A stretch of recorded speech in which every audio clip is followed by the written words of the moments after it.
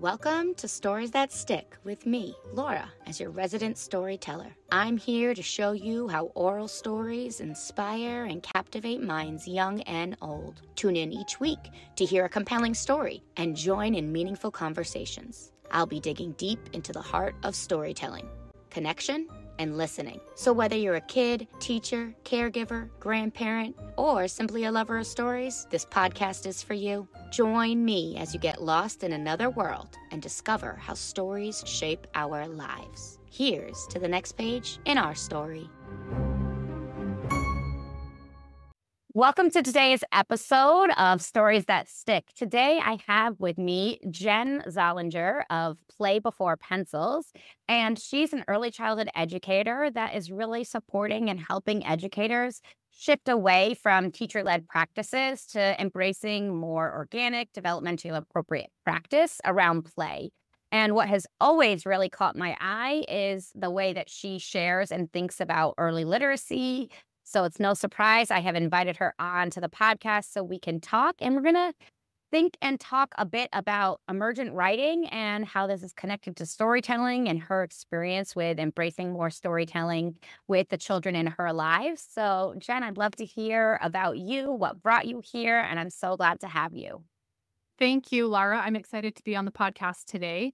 Just a little bit of background on, I've been in the early childhood field for a long time. I would have to do some math, over 20 years. And even, I don't know, probably nearing up on 30 if we count going back to when I was in high school and took a child development course just because it was going to be an easy elective credit and had some experience there running the little preschool that they do each semester to help students learn a little bit more about what the early childhood field looks like. And when I left that class, I really had no intention of pursuing early childhood. It was not on my radar. I was headed more toward the medical field. I got into nursing school and had my last semester before nursing school started. I needed an extra elective and I took they called it service learning. And we were assigned a place in the community where we would just provide volunteer hours over the course of the semester. And I was put in a special needs school. And so I worked with students with disabilities for that semester and found that I just really loved it. And so I took a complete shift in my path and said, I'm not going to go to nursing school anymore. I'm going to go toward education. And so I got a degree in special education and still was not thinking anything about early childhood. But at the last minute, I decided I would tack on a dual degree with early childhood along with that, because I just felt it's an extra semester, but it will open up more options for jobs down the road if I need that. And it was in that portion of my college education that I just really found a great love for early childhood. I loved learning about brain development. I loved seeing it in action in the classroom. I had some really good practicum experiences in the university child development lab where I was just really able to see what best practice looks like. And when you embrace that, how much learning can take place. And then I actually landed, my first job was in a special education preschool classroom, and I've been in preschool ever since. So honestly, I don't want to say I haven't used my special education degree, because there's never been a school year that's gone by where I haven't had a student with, even if it's just a speech delay, but some sort of a disability that they may be on an IEP for that I have been able to support. But I've really honed in on that early childhood aspect. And in the state that I live in, we don't have universal pre-K. And so if I wanted to teach in that public school setting, it would be in a special education classroom, which is fine. It just is more than I want to take on with my family in the stage of life that we're at right now. So I've just been working in part-time preschool programs. I took a little break to raise my kids when they were young, and then I headed back and just did in a commercial preschool in my community, and it was very academic. And it was I had a background in play as far as what I had learned in college, but I had never really seen it done super well in practice once I got teaching. And I didn't see a lot of support for that. And so I left that knowledge behind. And I was like, oh, it's academic. We're going to teach kids to read. And I was all on board with that. And my youngest was in preschool with me. She wasn't in my class, but she was attending the school. And I remember making a post on my social media, just my personal page, showing her reading at 4 years old and almost bragging about how smart she is. And I was really focused on that. But over time, I started to just feel a lack of contentedness in that position. And I was seeing a lot of behaviors that it surprised me because I was in a regular education setting and I was seeing behaviors that were more extreme than my students that had disabilities that affected their behavior. And there was a disconnect there for me. It was like, what's going on here that's Mm, causing this to happen? And I started to realize that there's just I'm coming to work for 2.5 hours. I am telling these children everything that they have to do. mm, Everything they do comes from me. It's time to sit down and listen. It's time to move to the rug. It's time to do the calendar. It's time to do this. There was no freedom for them to choose almost anything during that time. And once I made that connection, I thought, I need to make a change. This is not good for any of us. I'm not happy here. I can tell that the children are not happy here. And that's when I really started researching play a lot more in depth and realizing what a benefit that could be to embrace a more child-led philosophy. And I looked back to my college years where I was really intrigued by the Reggio philosophy. And so I started studying that a little bit more. And I made the decision that I would leave that position I was working in and I would just open a program in my home. And so it's very small, but it is tailored to what I need for me and for my family and for the children that I serve in that program. And so it has been, I'll be starting my 3rd year in that program this fall. And it's really been a dream come true. And a lot of learning along the way, a lot of trial and error of things that I'm doing, but so much more fulfilling than what I was doing previously. what a journey. Yeah, it is. It is. And And a this, long one at that. yeah. And this feels, like you said, a dream come true, a dream you didn't even know you had until you had Yeah. it. Yeah. Yeah. Yeah. And I am curious,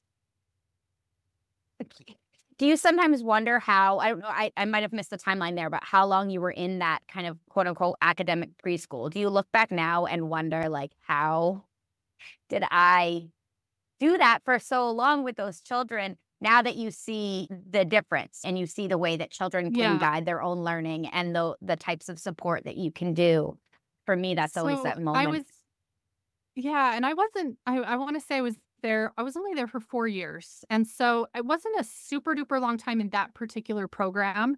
Thankfully, it didn't take me that long to figure that out and be able to move on, and I feel like when I was teaching in the public school program, the special education program, there were so many different focuses. We were focusing on therapies, and these were children that had more severe disabilities, and so they were we weren't worrying a lot about the academics. We're just trying to expose them to sensory experiences, and so I didn't have that there. That was a very different experience than what I was having in this other program, but thankfully, it didn't take me too long, and I don't wanna say I didn't waste too much time because I think that was valuable time spent with the things that I learned while I was there, but I'm grateful that didn't go on for 10 years before I Yeah. realized that it could be done better. Yeah. Yeah. That's really different way, right? Yeah. And with that, I know what has brought you, it seems, especially with the play before pencils, that there's this draw that you have to emergent writing. Where did that come from? Or what Yeah. sparked So that that for you? that actually started back when I was very first teaching in that special education classroom. I remember there was a paper taped to one of the cabinets and it just showed the stages of emergent writing.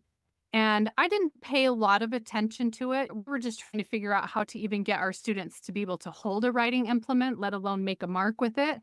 But I had a student that came along. Her name was Annie, and she had I don't know exactly, I can't remember exactly what her disability was, but she had a congenital disease that affected her muscles. And so she had very low tone, and she really didn't have the strength to do very much, but she wanted to be able to write her name. And so we worked really hard, and her occupational therapist worked with her a lot. And we worked really hard to be able to get her to a point where she could hold a pencil and start making a mark. And over time, I had these students for 3 years. So I was able to see a lot of progress over the course of that time. She got to where she could write her name just very faintly on a piece of paper. And at one point, she started writing her name backwards. All of the letters were like in a mirror image. And I thought, oh, that's so interesting. I had never seen that before. And then it evolved to where they were not only mirror image, but they were upside down as well. And I thought, okay, this is so interesting. Is something cognitively going on here that we should be concerned about? And we just watched it. And over time, those letters came back around and flipped right side up. And then she just moved on. And it was at that point that I just happened to notice, again, that paper that was on the cabinet door.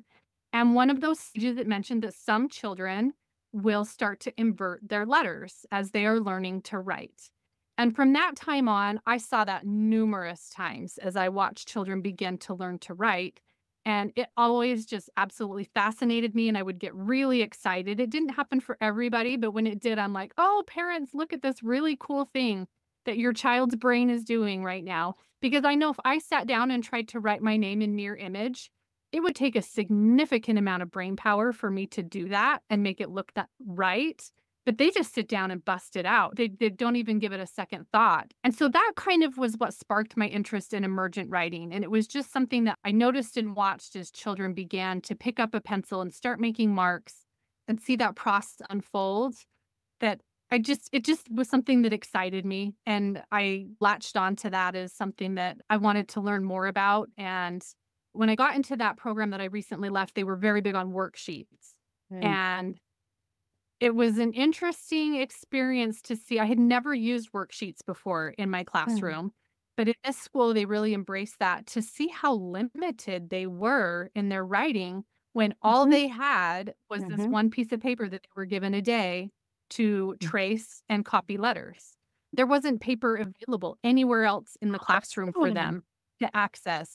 There's a lot of things about this school we could go into. And again, I love the people who run it. And so it makes me sad that it was such a developmentally inappropriate place. But yeah, that was all they had. That was the Yeah. only access to paper and pencil they had during the school day. And they would get that a couple times a week. And I just thought they're missing out on so many opportunities here. And Mhm. and so it's been Mhm. really fun in my own program to be able to provide a wealth of opportunities for emergent writing to take place. Yeah. I could totally geek out on the progression of emergent writing as well, because I just think it's one of those things that there's something tangible that we can grasp onto because we see it. Yeah. And it's like without fail, they go from this like unintentional mark making. They're just like scribbling, unintentional scribbling, Uh-huh. to a very intentional scribbling, to the point where, Yeah. oh, I know this is so and so's writing versus so and so's because their Uh-huh. Yeah. intentional mark making is so different and intentional, to then that when they're making some strokes and then it's looking letter like and then they're exploring. And I always also thought it was so interesting because print written letters are so different than a lot of the other things that we teach children, right? We show them a triangle and we're like, this is a triangle. And then we flip it upside down. And this is a triangle. And this is a triangle. And this is a triangle. And this is a triangle. And when it's big, it's a Yeah. triangle. When it's small, it's a triangle. And when it's inverted and this and that. And then we take a P and we're like, this is a P, but invert it and it's a D. And now flip it and it's a B, right? What am I? Yeah. Because what we're telling them with shapes doesn't apply to letters. Doesn't And for translate. 3 Yeah. and 4-year-olds, they're just a symbol. They're just a symbol. They're just a Yep. symbol. And when they are trying to make sense of that and they're like drawing the letters upside down or inside out or whatever, it's always so fun. And then, of course, for me, my favorite is when the phonetic writing starts, and what fun Yeah. that is as the educator to try to decipher what they wrote or to see the really interesting ways that they are writing the sounds and words that they hear. It's so fun for me to see that. Yeah. Awesome. So I'm curious, like when you think about emergent writing and storytelling, what is the connection there? Yeah. So I feel like writing is communication, whether it's a Mhm. scribble or whether it's a string of letters like a word. the person using that writing is communicating something. And storytelling is also communication. And we have a rich tradition of oral storytelling. That's how so many stories that we have were passed down, was orally over the years. But there's also a tradition of written stories. And so that connection between the two, I feel when I'm thinking about my students and stories, they start very young with expressing and telling stories. And that flows so beautifully into emergent writing as they're able to see us modeling writing when we write down their stories, if they choose to have them written down. We see that when they start to write their own stories. And when I say a lot of times when we think of emergent writing, people are thinking about letters and words. And I'm encompassing that in a much more broad sense that whatever mark they are putting on the paper is part of their emergent writing. And that is part of their process of telling their stories. And that whether they're intentionally writing a story, quote unquote, or whether they're just simply making a mark and communicating something, you can ask, tell me about what you're drawing or whatever. There's always something behind it. And that often will turn into something more elaborate that forms into a story. And so I love in my classroom when students, I have so many videos, I take a ton of pictures and a ton of videos as we're working throughout the day to be able to have a student bring me something that they've created and tell me what the story is behind it. And they're so detailed Mm-hmm. sometimes. I have Mm-hmm. one little boy that I can think of who absolutely loves sea life, and he creates octopus and squids and all kinds of things with whatever materials are at his disposal. If it's blocks, we might have a squid the size of our huge rug that he's created. And when he started bringing that into his writing, it was Mm-hmm. so much fun to see the stories behind them and how they interacted. And he would draw his little squid, and the squid might be the main character. And then he would bring in a shark, and the shark would have something he wanted to eat the squid, whatever. And he would really like start to plan this out until by the time he ended my program, he was making multiple page books of his Mm-hmm. stories. And all through that, he's working on his writing skills because Mm-hmm. he wants to have a way to Mm-hmm. document his story, to put that on paper, to be able to take it home and show it to his family, to tell that story to somebody else and have them see what he created. And I just found that as children recognize that what they are writing is a story, they embrace it as a story and they really get excited and take ownership of that. And they're much more inclined to sit down and actually take part in writing that. Absolutely. Absolutely. I think the one thing that you said is it can be limiting for us to think that a child writing their story can only look one way. In the same way that saying a child's story or a child's play should only look one way, right? We should really need to expand that box. And one of my favorite things to see when a child is intentional mark making or drawing something or whatever it is on, and then they're bringing it to you and they tell it to you. And then the next time, maybe it's 20 minutes later or the next day, it's the same, right? Because that's Yeah. a really key thing that it doesn't have, that's like that pivotal moment where they tell you, this says the squid was chasing the shark. And then 15 minutes later, they come over and they're like, oh, this says the whale was with the squid. So, they haven't held on to that in that writing development when we Right. think about where they are in crafting a story, and that print carries meaning and it always says the same thing. But when they say this says the squid was chasing the shark, and the next day they can read their own writing in whatever format that was, whatever format that looks like, that is that really pivotal moment where they're starting to really understand so many important concepts about print and what writing and stories are. So that's a Yeah. really, yeah. Yeah. And I think about this same little boy that wrote this particular book that I had a video of, that he absolutely loved, that he created and drew all of the pictures for this. And then he asked me to sit down and write his dialogue, that the next day it was the same story that he told. And as he looked at the pictures, he remembered exactly what he wanted each of those drawings to be on the page. And because I wrote it down exactly like he told it, it wasn't like he said, and this happened, and then I wrote it in Hmm. grammatically proper form, but I wrote it exactly the way he said it, and he remembered that's exactly the way he said it, and I know that if I had done a little differently and inserted my own little things to clarify or to add a word that made it make sense a little bit better, that he would have picked up on it because that story was his, and he loved that having that story retold to him exactly the way he Hmm. intended it, Hmm. it really was empowering to him to continue creating stories. Absolutely. You honored his voice. That was his voice in whatever way he told it, with the run-on sentences or the, Uh-huh. sentence that didn't exactly make sense, or the repetition of words, whatever it may have been. You honored it and you didn't alter it. And that's what I find so powerful when I do storytelling and story acting with the children and write down their stories exactly as they say it, is we're showing them what you say matters. And I don't know better than you. And it can be that bridge to help some of those children that I'm sure you've come across that say, I want to write a story, but I can't write.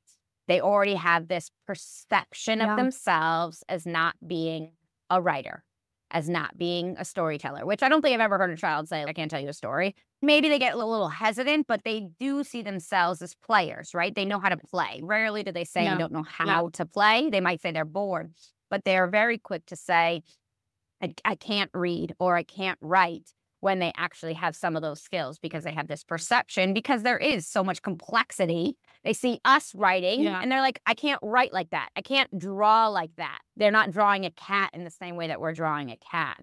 And so what are some ways that you support that, that barrier that they may have, that perception of themselves as not a writer, as not a storyteller, as not a drawer, because maybe they don't have that, all those free flowing skills yet, and they don't see Right. themselves in that way.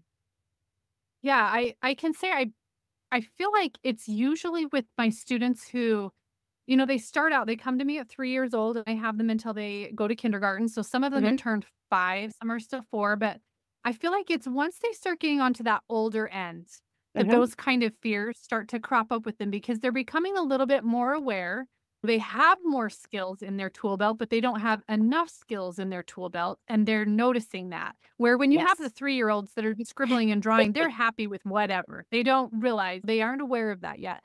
And so it is something that as my students start to get a little bit older and a little bit more skilled, I try there's always the building up, but I one thing that I like to do is writing stories together. So we might do it as a whole class. We might do it me and another student on one-on-one. We might do it with a small group, just depending on what the situation is. That I'm maybe the scribe, that they get to share their voice and don't have that pressure. I wanna tell a story, but I don't really know how, or I want to record a story. They'll tell a story, but I wanna record a story and don't know how. Mhm, It takes that pressure off a little bit when we're doing it in and sometimes it looks like I'll start the story with a sentence and then they'll fill in the next sentence and we craft this story. We don't really know where it's going because we're each contributing to it. So sometimes it just is a matter of taking that pressure off that mm, here's an opportunity to tell a story, but you're not expected to do the writing part of that. Sometimes I like to I'll do like little index cards, like with, for example, this little boy that loves the sea life. He has a little ring full of index cards that have words like squid and octopus and those key words that I know he's drawn to in his storytelling so that he can get that at any time. Sometimes I'll put a sticker on it. Over time, they begin to recognize they know what that word is, but I'll put a sticker of an octopus so that I know that this word represents this item. And that's something that he has at his disposal anytime where he can go copy the letters that he sees. His skills are such that he could do that. And that gives him some independence while mhm, still having a little bit of help to to be able to write those words down. And it's interesting, he was one would tell me elaborate stories that I would write down, but once he hit the point in his writing skills where he could do some copying of those words, he stopped asking me to write the stories down. And so now all of a sudden mm, his storybook goes from this is the octopus and the shark wants to eat the octopus. It doesn't say that anymore. It might still have the picture of the shark and the octopus, but it might just say shark and octopus to him, he knows the story, but he did the writing. And so Mhm. we don't have the details necessarily, but he feels so much more accomplished because he put the words on the page. And that was Mhm. a big thing for him to do. So I like to do that with students who have expressed an interest in writing their own words. Mhm. Not all students want to do that because they don't feel confident yet, and that's okay. And one thing that I will say is that I always have paper and clipboards and markers and pencils, and they're all over the classroom so that wherever a student is, they can access those things to write a story, to draw a picture, whatever it is. And then it doesn't feel quite on display. Maybe they can take those things into their corner where they're building with their blocks and they can write on it what they want. And nobody's going to be there saying, "Oh, tell me about what you're drawing. What is that about?" Mhm. Mm. I think there is some power in having children tell you what they're drawing, but sometimes we just need to step back and let them draw and tell their story and wait for them to say, I want you to write this down." It doesn't always have to be recorded, and allowing for some space for that so that there's not pressure that they have to record and create their story in a certain way. And the difference between there being maybe I remember a practice that I used to do with the curriculum that I had with 4-year-olds in a kindergarten in a pre-K is was a well-intended small group where I would have made books out of construction paper and paper, and I would like on the spot ask each child to dictate a story to me.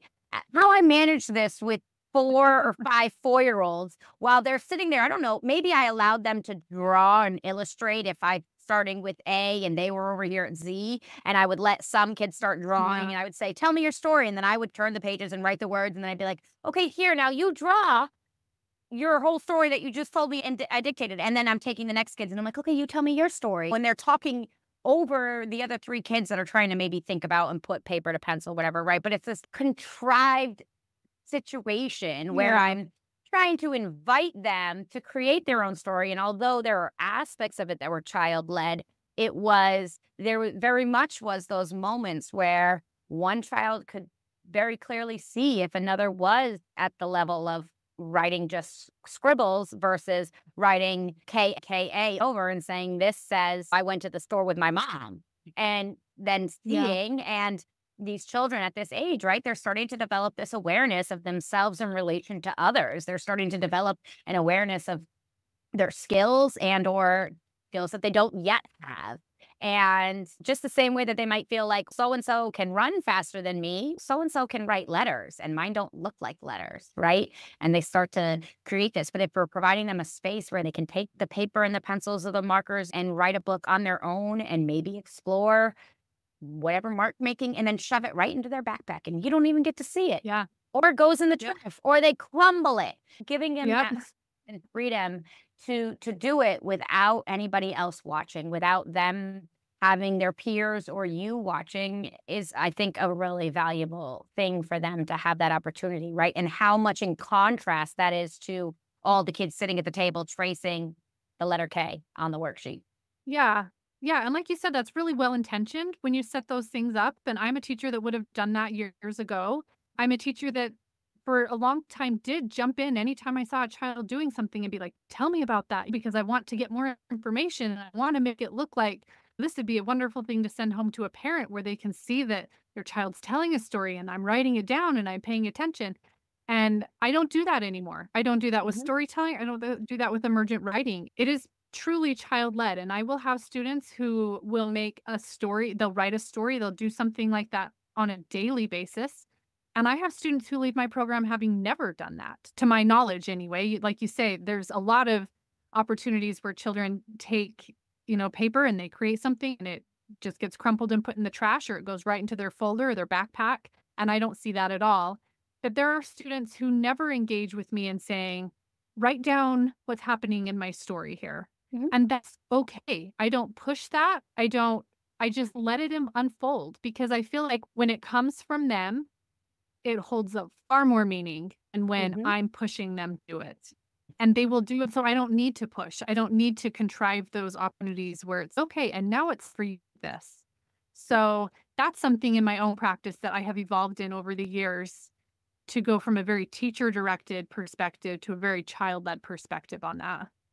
And part of that is trusting that maybe their strength isn't in emergent writing or orally crafting stories, but they are stellar at riding a two-wheel bike at 4. And Yeah, different skills are growing at different times, and we can still exactly. identify where they are and if their skills are here. And then there's just that little extra um, barrier, that messaging that they're already starting to send themselves. If there are these expectations, these outside societal Yeah. expectations coming from other places, including home, TV, books. Like sometimes I look in books where they're talking about kindergartners or we're watching shows and they're kindergartners and my child will ask like, how old is that kid? And then they say that they're 5 and they're demonstrating some type of writing or reading skill that my child doesn't have. And now it's, oh gosh, those Yeah. things are coming from everywhere. And so giving them Right. that space where it's really child led and we trust them and we let them trust themselves is so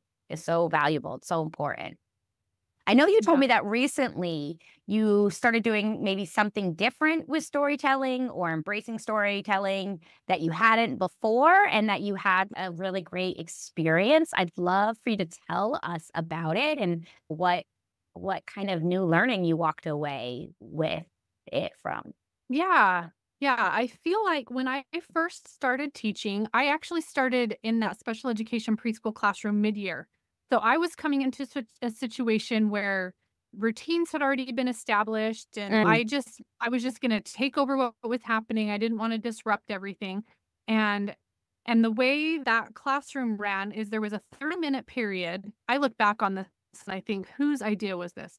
We had 30 minutes. We had an hour of our day where our speech language pathologist would come into our classroom to work on speech and language skills. And 30 minutes of that hour, we were at the carpet doing a story. It was usually related to our theme. mhm. We were very theme based in that classroom. And you would try to pick out a book that you could do, oh, like pizza, right? And that's one where the little boy, his Yep. parents make him into a pizza and they put so we would try and choose a book where then we could bring in a little bit of, oh, everybody gets to take a turn being made into a pizza. And so we tried to make him interactive, but as a brand new teacher, I'm thinking I've got 30 minutes that I have to keep these children engaged. And that is an incredibly long time for any 3 or 4 or 5-year-old. And then you add in some of the disabilities that we had it I don't it just was impossible to try and make that story time work, and so most of the time, it was just a read aloud, and I would as the hour got close to that portion of our day, I would try and slow down whatever we were doing so that maybe we could start 5 minutes late, and it was like I was consciously trying to figure out ways to not have to do that part of our day for as long as we had to do it, and then we would break into small groups and do things, but it was really hard, and when I moved into this other program later on, it was very theme based and we mostly just did read alouds. If we were Mhm. talking about and they were often I have some really funny stories actually about some of the read alouds that we did because the director rarely read the book beforehand. And so sometimes we would be reading these books and one of the other teachers would be like, "Have you looked at this book? It has some kind of inappropriate thing at the end," or but some of it we had one where it was, like, animals that were gathering, and all of a sudden, the book takes this turn, and it's, "Oh, they're here for the birth of baby Jesus." And it's that's all fine and good, but we're in a secular setting, and so the next year, that same book was put into the rotation, and it just had that page torn out of it. Whatever, story was happening, all of a sudden, we just had this gap, and it was a very disjointed, not very well planned out. The title of the book might have referred to the theme that we were studying, but the contents really didn't mesh quite with what we were talking about. So they were often just these read alouds, and I got to the point where I would even skip those because I Mhm. did not feel like they were having any sort of impact on the students. And it was really more of just trying to get them to sit and be quiet while I read this book that was on the Mm. lesson plan for the day. And this was a school where teachers didn't have any input on the lesson plans. It was interesting. The director did everything, and then we just had our supplies in our classroom and we just followed her whole outline. So I just started skipping, and we weren't learning fairy tales. We weren't really doing much with storytelling other than here's this book. We're studying community helpers. It's about the mailman. Good deal. Um, so I had never really seen storytelling in practice. I had taken my own kids to the library story times, and even in that setting, it was mostly Mhm, just read alouds. It mhm. was not really what I would call storytelling. And last spring, I believe it was last year, I was participating in the Free to Play Summit. I don't know if you're Okay. familiar with that, like what it puts on. Yes. Last year, she had a whole day of that summit was dedicated to The storytelling, and storytelling. she Yeah, had I know. 4 or 5 people with their different methods. Yeah, yes. And that was the first time that I saw storytelling in a whole new light, and I got really excited, and I feel like she usually puts those on in May or something, and so my wheels started to turn for the next school year. We were wrapping up this school year. I'm gonna think about this over the summer, and I got a notebook, and I just started writing ideas and things that I wanted to incorporate for the next school year. But the talk that was in that summit that really stood out to me was Sally Hoy, who's the Yeah. founder of Fairy Dust, or I think Wonderlet is what she calls her business now, where she just shared a framework for Mm. telling stories. And for me, that was so eye-opening to think, I needed a guide, right? I didn't need to just be told, tell stories. There's so many benefits. I needed to know how to do that. Like I needed instructions. And so she really laid out this framework that I thought, okay, I can do that. And so I decided I was going to do fairy tales because those were familiar to me. So it Mhm. took the pressure off of having to come up with a story. It was something that the students, my kids, not all of them were familiar with fairy tales. I think we shy away from fairy tales these days Mhm. because they can be a little scary and a little violent and outside of our comfort zone as adults. And yet kids just eat them up. There's so many great things that come from fairy tales. But I thought I'm going to do fairy tales. So I picked a fairy tale for every month of the school year.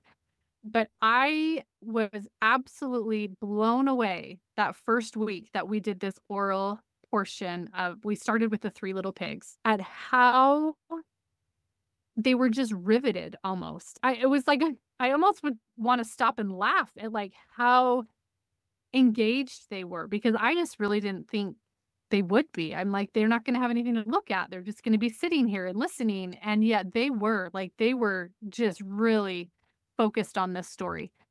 So the first week is tell the story orally. And then week 2, we would bring in some visual components. I think Sally primarily would use like little figurines. Yeah. She would bring that they could play and you could act out the little figurines. I adapted that a bit depending on what I could get my hands on. I couldn't always find something for every fairy tale. So sometimes it was a flannel board, pictures that the kids could put on the flannel board and move them around. So we would tell the story with pictures. And then week 3, we would bring in books and we would tell a different book every day. And this was a part where I really found it nice to bring in some of our learning standards and we focused a lot on what was the same and what was different. So we've been telling Mm. this oral story, been hearing this for 2 weeks, but now we've read it in this book. What was different about it? And they Mhm. can pick out, sometimes it was just subtleties in if the little flannel board character had on a blue shirt and the one in this book a green shirt, pick up on that. Yeah. And it was really fun to see. I was thinking more differences in the way the story is told because Of fairy tales, course. depending on how it is shared, are going to have a little bit of variance in them.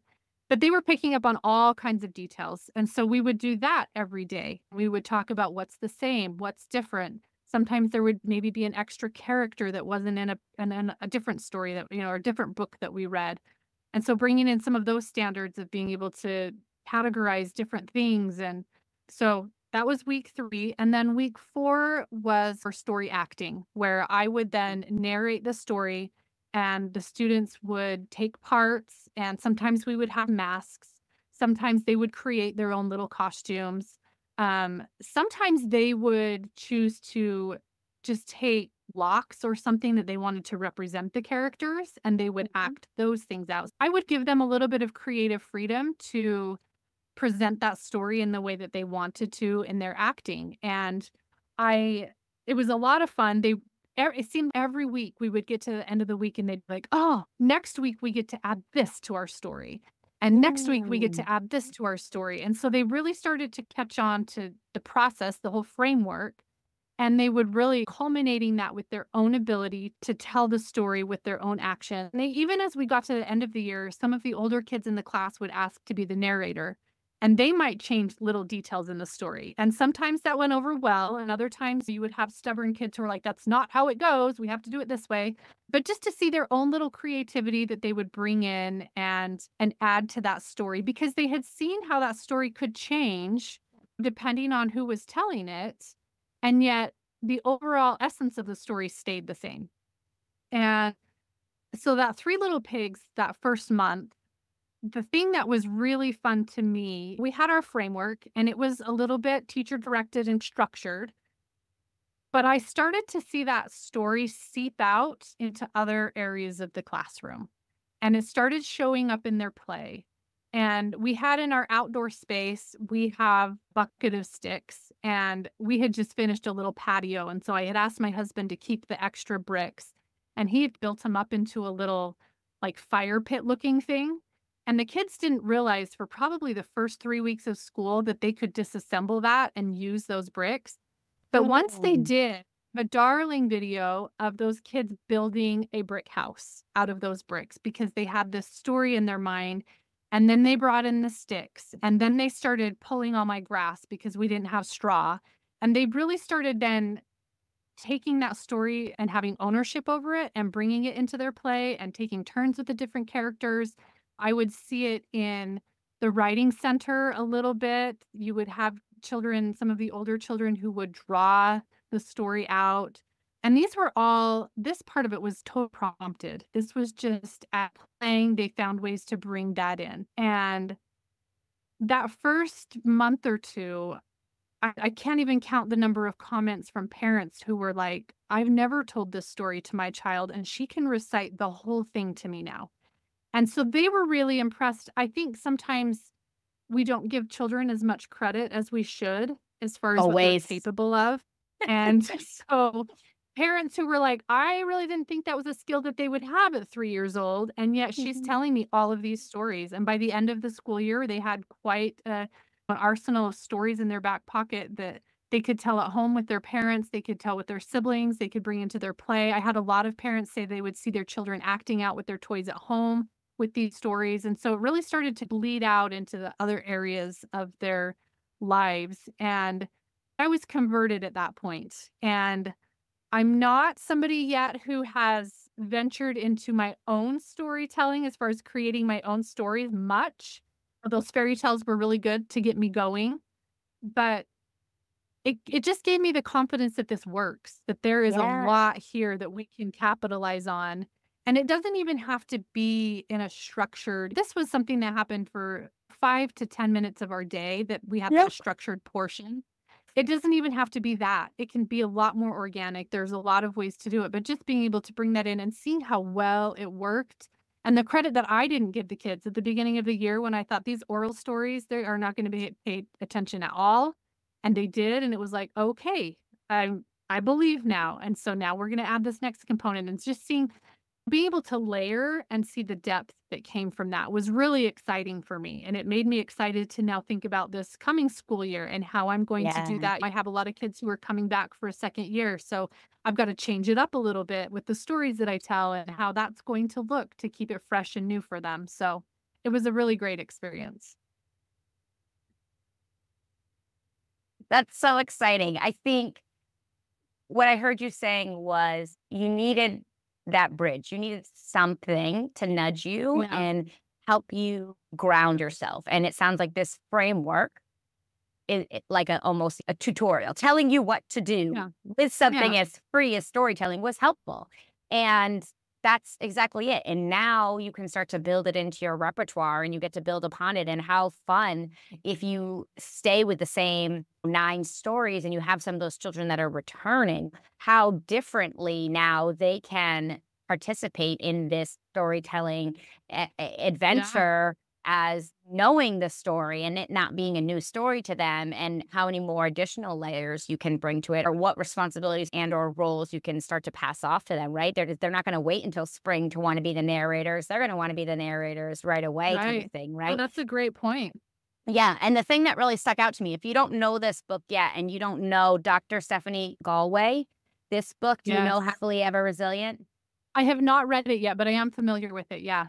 She's in this sweet spot of embracing and using storytelling and story acting like a la Vivian Paley, and also did her whole big thesis and dissertation and Yeah. research on the resiliency and how and why we should use fairy tales because of all these protective features that they have in them and why children are so drawn to them. And so actually, if that like little bit of a framework was helpful for you, this book is great because she has that kind of in there. She'll say like, you can do this story of Cinderella, right? And give you some variants and versions to consider, as well as other texts or stories that you can tell, and then give, some ways that you can build it, or materials or invitations that you can offer into your classroom. Like maybe you're going to invite potion making or playing and pretending doing magic, or parts of it that you can build in the block area or STEM that relate to aspects of Cinderella. And it gives this little bit of I don't know, something more tangible. I found was so helpful. And Right. so when you were first started saying that, that's how she and I first started our dialogue through the interwebs. Was I was saying, maybe shift this language in this if you're telling this story tale. And she was like, well, maybe you don't shift this fairy tale language and you leave the Yeah. Hansel and Gretel getting eaten because of this reason, and just pushed back on why, and had me really think more about why did I feel that discomfort. And yeah, I tell stories about bears eating humans and then vomiting them up that I make up. So why can't there be a story about a witch that traps two kids and scares them to death? I don't know. Yeah. Yeah.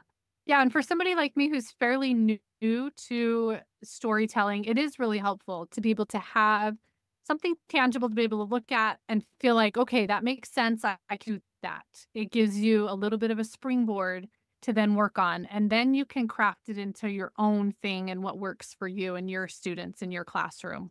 But yeah, Yeah. that's one that I had on my list for a while. I just have not ordered it. So you've prompted me now to get that one in my bookshelf. Yeah, for sure. Definitely. Because in the same way that maybe you want to paint, right? And how many paint classes are there now for adults, right? And you do the Yeah. paint and sip and paint because people want to be able to do some things that are creative, but don't feel so creative, right? We need somebody up there Yeah. telling us what to do sometimes. And you know why? Helping Because we us all along. did worksheets as children. So That's true. That is true. Yes. but once you start going to a few paint nights and you learn some of those techniques and those brush strokes, and now you know how to layer and blend, now maybe you don't go to the paint night and you just buy the materials yourself and you feel more comfortable and confident being creative with a blank canvas. But throw a blank canvas or an empty stage in front of most adults and say, go do improv or go dance or go create a piece of artwork. We freeze in the same way that we Yeah. might if we say, tell me a story. And so Right. having somebody break it down a little bit more, make it a little bit more easy, give us those accommodations to find an entry point for us. And then you feel more comfortable and then you can get more creative. I feel like that's probably one of the reasons that we tend to fall back on books so frequently is because it's all right there for us. We don't have to think far ahead. The pictures are there. We don't have to create the imagery with our words. It's all just given to us. And so I think that's probably one of the reasons that storytelling didn't come to me as any earlier is because I didn't see anybody else doing it. And I needed Mhm, that model to be mhm. able to say, okay, that I can see now how that works. Absolutely. Absolutely. And sometimes it's okay to grab the book, right? Because sometimes we're just fried and exhausted. And, Always a place for both. and now you know the Three Little Pigs so well, and I'm sure you can tell it in different ways that you can just tell that story and you don't have to Yeah. grab the book that's next to you because you have that. And I think, yeah, I agree that even when you go to the library now and it's story hour, the librarians are not telling stories, they're reading books. Right, And right. the storytelling is we don't see it as much. We don't see people modeling it with young children. I'm thrilled to hear that you're doing it and that you fell in love with it and saw the power of it and are already thinking about how you're going to be building upon it as you have a new group of children that are joining you. And I think that there's really beautiful ways to take the oral storytelling that you're doing and weaving it right in with the books that they can write and emergent writing and so many just authentic, natural ways that they tie together. So that's Yeah. really beautiful. Yeah. Thank you. I loved this chat. It was really great chatting with you. Is there any last words you want to leave us with? Where can people find you and learn more from you? You have so much to share. I know beyond emergent literacy and writing. Where can people find you? Yeah, so on Instagram, I play before pencils is my handle. There's an underscore between each of the words, and I share there. I honestly, it's one of the balls that I drop quite frequently when I'm juggling all of the things that I have going on. At times I'm posting more, and at times I'm posting less, but you can find me there. My website is playbeforepencils.com, and I have a few resources there as well. And I also have a podcast called Play Before Pencils that just focuses really on play in the classroom and child-led learning. And you can hop on and listen to that anytime. Beautiful. Yeah, those are all great resources that you offer free, and people should definitely dive in. And like I said, that's how I came across you and just seeing some of the thoughts that you were sharing. And it just gave me that little, it's nice to find that community and that affirmation that the work Yeah. that we're doing, others are doing as well in their small micro ways that we are. And the more that we can keep spreading all the play, spreading all the love of following the lead of the children, the better. So I'll drop all those into the show notes. And thanks so much for having me. It was great chatting, and I'm sure we'll be talking again. Yes, thanks for having me on your podcast. I appreciate it. The end. But really, that's it for today's episode of Stories That Stick.